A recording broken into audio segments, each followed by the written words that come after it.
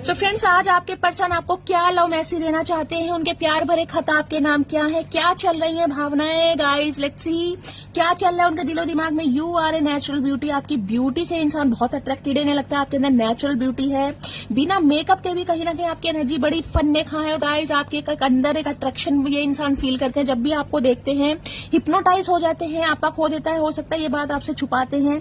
I wish you could see yourself the way I see you. इंसान चाहते काश आप खुद को इनकी नजर से देखें कि आपको कितना पसंद करते हैं।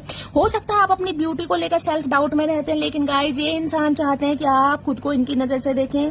आई वाना किस यू सो मच गाइज। कहीं ना कहीं बहुत रोमांटिक फीलिंग मुझे आपके पर्सन की दिखाई दे रही है, आपको छूना चाह रहे हैं, आपको महसूस करना चाह रहे हैं, हक करना चाह रहे हैं। You are the only person I want, क्योंकि आप ही ऐसे इंसान है जिन्हें ये इंसान अपनी लाइफ में रखना चाहते हैं।